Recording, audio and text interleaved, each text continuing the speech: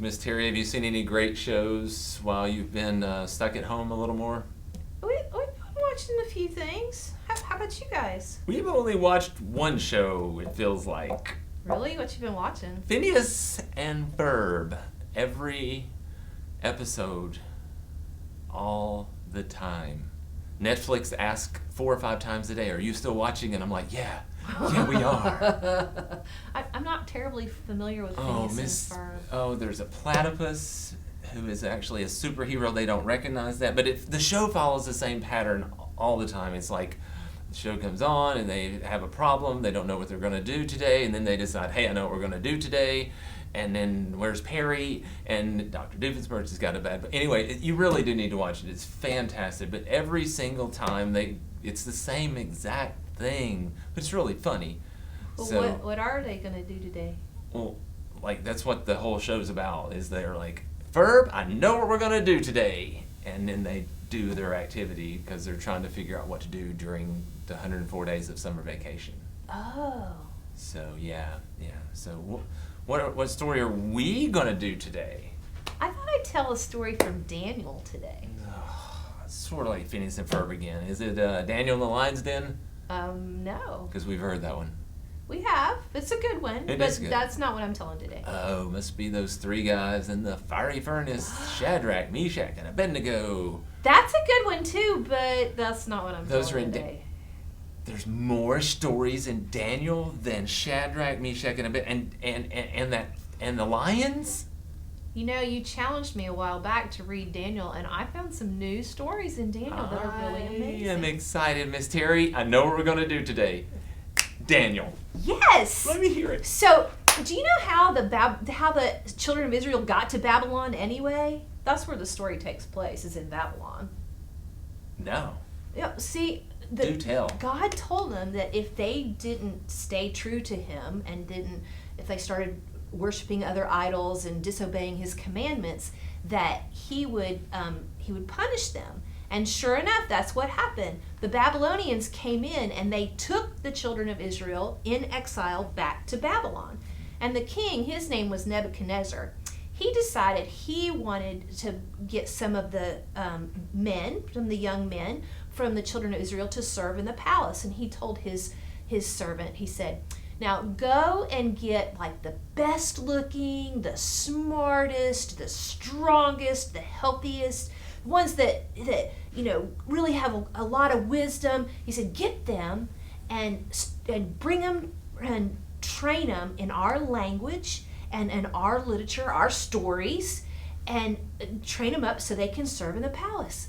So he did. He went, and that's how Daniel and Shadrach, Meshach, and Abednego got to be well known in Babylon, because they were part of that group.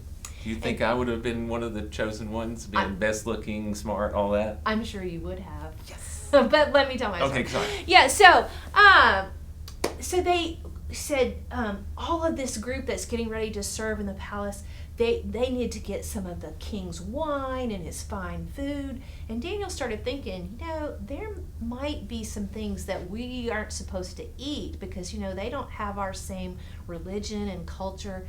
And so he tells the king's servant, he said, I don't want to eat the king's food and wine. I just want to have water and vegetables. And he says, man, he said, if that happens to you and you get pale and weak, he said, he's going to behead me. He said, I'll tell you what. He said, test us out for 10 days. Give us just water and vegetables, and give all the other guys the wine and the king's food, and see how we look at the end of 10 days.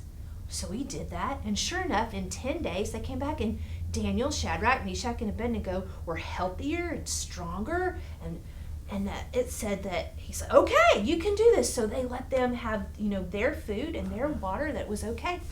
And it said that God blessed them, and they became the smartest of the smart, and that Daniel was given a special gift to be able to interpret dreams and visions, which, Mr. Jason, in chapter 2 became a very important thing. The lions. No. Nebuchadnezzar, the king, had this dream, and it really disturbed him. He couldn't sleep. And so he brought in all the wise men, and he said, tell me what my dream was. And they're like, okay, you tell us your dream and we'll tell you, what it means. And he said, no, I'm serious. You guys, if you don't tell me what my dream was, I'm going to tear you limb from limb and destroy your houses. I'm serious. And they're like, okay, all right, tell us your dream and we'll tell you what it meant. And he said, okay, y'all are stalling. It really says that. It says you're stalling. You're trying to get some more time. He says, that's it. I'm going to. He's like, king. It's like, nobody has ever asked this before. If you don't tell us the dream, how can we tell you what it means? And I mean, nobody's ever been asked that before. No king has ever asked that. Nobody can do that. He says, okay, all the wise men. So they go and they get the wise men and they go and get Daniel and they're like, what? And Daniel's like, what's going on? And he said, well, they couldn't tell the king what his dream was, so all of you guys are being killed. And he said, Daniel handled it with wisdom and discretion. And he said, hey, let me go see the king. So Daniel goes and he sees the king and he says, give me just a little bit of time. And he goes back to his friends and he says, guys, we've got to pray. He said, we got to pray and that God will tell me what's going on. Sure enough, God uses that gift that he gave to Daniel. Daniel goes back to the king and he says, King, I know what your dream was. Did you want me to tell you what his dream was? Yes. Oh, okay. So Daniel says, you can't stop in the middle of that. Well, I thought it was okay that Daniel was able to. Okay. So Daniel says, okay, king, here's what your dream was. There's this huge statue figure. The top is gold, the head is gold, and then the next part is silver, and then like the middle part, his stomach is bronze, and then his legs are iron, and then his feet are kind of a mix between iron and clay. And then there's this big rock that breaks off the mountain, and it comes rolling down, and it smashes into the statue. It breaks it all up into little pieces, and the wind comes and blows the little fragments away. That was his dream. That's a specific dream. Yeah. Oh, did you want me to tell you what it meant? Teri, you're killing me. Okay, so Daniel says, and this is what it means, King. Just like that had the gold head, right. You are the greatest king that's ever been. You're most powerful. Whoa. He said, and after you is going to come another kingdom, and it's not going to be quite as good. It's going to be silver, but it's a good kingdom. And then the next one, the third kingdom, will be bronze. It'll be just a little bit less. And then there'll be a fourth kingdom, and the fourth kingdom is like iron because it is strong and it's going to destroy other people.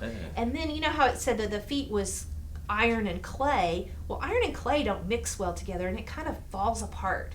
So that kingdom is going to kind of split into groups, and some of them are going to be strong like iron, but some of them are going to be really weak like clay. And then the big rock that comes and smashes it and blows it, that is going to be God's kingdom, and that kingdom is going to last forever. This was like a picture of what was going to happen, and God was telling Nebuchadnezzar that this is what's going to happen, that God's kingdom is going to be established, and all of these earthly kingdoms are just going to blow away in the wind. So he got to know about the real God and the real true king. Yes. Because of Daniel. Wow. Yeah, because Daniel made the decision to not to turn his back on his culture and his beliefs, and God blessed him, and then God used him to reach out to this whole kingdom that they were taken captive in. And this is all in Daniel. All this is in Daniel. All of that happens before Shadrach, Meshach, and Abednego in the fiery furnace and Daniel in the lion's den. That's pretty exciting. You know what could happen at the house this week? What? They could read chapter 1 and 2 of Daniel and then see where the next stories would be coming from. Yeah, because there might even be more stories in Daniel. Oh, the lion and the Shadrach and... You have to read it and see. Or come back next week. Excellent. Or both. Wait. Miss you guys. Hope you all are having a great time as we slowly get back to normal.